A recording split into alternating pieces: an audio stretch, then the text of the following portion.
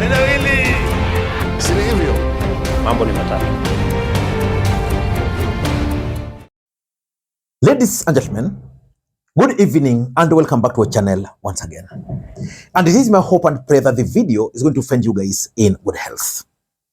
I know I am a bit late today. I had attended the burial of one of the foremost sons of Nyakach, the late Fred Odhiambo, who was the Deputy Auditor General, and we came back a bit late. But I wanted to talk about this particular video. And allow me to begin it by asking you a simple question. Do you think there is anybody in ODM party who can fit the shoe left by Raila Odinga?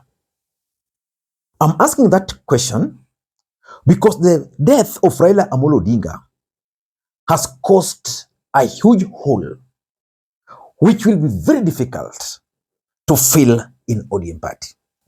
And if ODM party will not manage the death of Raila Odinga well, then I can predict that the party will collapse before 2027 general election.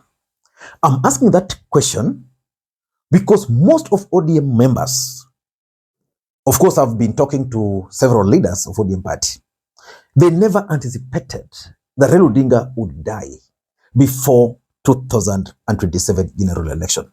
They knew Raila Odinga was a human being and one day he would leave ODM party. But very few of them had anticipated that they'll go to the next general election without Raila Odinga. And when ODM party nominated Oburu Odinga, I remember opining on this platform that for me it was one of the best decisions, because personally I strongly believe that ODM party needed to act very fast to avert possible split. And that's why I keep on insisting that for ODM party to survive up to 2027, forget about post 2027, between now and 2027, for it to survive, all ODM members must agree and accept Oburu Odinga as the party leader. In this video, I want to explain to you guys why I strongly believe that unless ODM members will agree to support Oburu Odinga, ODM party might not survive beyond 2000. ODM party will not survive and it will collapse before 2027 general election. So far, several leaders within ODM party are actually interested in becoming the party leader. And let us give credit where it's due. Most of them are highly qualified to succeed Raila Odinga. You saw what Simba Arati did today in Bondo. The convoy, the riders, and how he landed in Bondo today. Arati is one of the qualified leaders who can easily succeed Raila Odinga in ODM party. There is also the talks of Babu Owino. Of course, Babu Owino has the youth behind him and he's very popular, he's charismatic.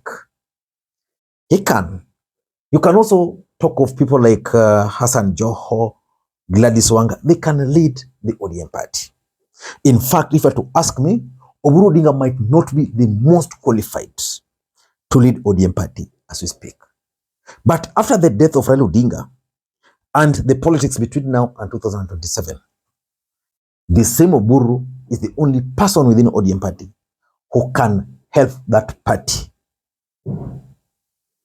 who can help stabilize that party. I want to explain to you guys why I believe so. Before you do that, for those who are watching this channel for the first time, please take a second or two, click the subscribe button so that next time we produce a video like this, YouTube will automatically notify you. And to the subscribers, I want to continue thanking you guys for your continued support, because without that support, this channel cannot be where it is. Ladies and gentlemen, why do I strongly believe that Oburu Odinga requires the support of all ODM leaders for ODM party to survive? Because let us face the reality. The reality is ODM party will not produce a presidential candidate in 2027. The second fact is ODM party will have to make a choice whether to support William Ruto or whether to support Stephen Kalonzo Musyoka or whoever will be nominated by the opposition. But I doubt if ODM as a political party, based on the timings, can be able to produce a presidential candidate, package him, campaign for him, and make him win. I doubt if that's going to be possible. So they must rally around Oburu Odinga. Why? Number one, they should rally around Oburu Odinga purely, mark that, purely for 2027 general election only. The truth is, for ODM to survive beyond 2027, they need numbers. Numbers don't just come. Numbers can only come if the party is united. For example, let me take you to Nyanza. There's something which is now gaining currency in Nyanza. That because of Raila Odinga, nobody will go around the constituencies carrying hands of individuals to run or to endorse. That will not happen. And because people are saying like that, it would mean that if the party is not careful, so many people will be elected on different political parties. But if they are united, let's say if the entire leadership of ODM party in Nyanza agree that Oburu is our leader, then they lend the support. They start preaching that gospel in each and every event. The people will start embracing Oburu Odinga. And they should be able to explain to the people that the appointment of Oburu Odinga is not because Oburu Odinga is the brother to Raila Odinga. They must find a better way of explaining. Even if they can use the name of Raila Odinga to advance that narrative. But as long as they'll be explaining to people, then the people, the community will now realize, okay, we need ODM party. Then they go to coastal region where so many orphans are. People like Joho can explain to them why they need to rally around Oburu Odinga. Because right now, I doubt if, for example, ODM party were to pick Arati, or let's say Joho, I doubt if they'll get full support. Of course, they'll automatically get rebellion. Number two, if you look at Oburu Odinga, he's older than Raila Odinga. And because he's older than Raila Odinga, one thing is clear, that he can only serve as a transitional leader. We are in 2025. We are starting November next week. Then we go to 2026. And then by mid-2027, we are in election. So basically 2 years to the next election. And I doubt if Oburu has any interest of becoming the next president of the Republic of Kenya. Because let's face the reality. The political reality is that ODM party leader is the automatic presidential candidate. I doubt if ODM can package Oburu or any other leader for that matter for the presidency. And because Oburu might not have the presidential ambitions, these other guys, Joho, has declared that he will be running in 2032. Arati will be running in 2032 if Matiang'i will not win. Oparanya probably is planning to run for the presidency in 2032.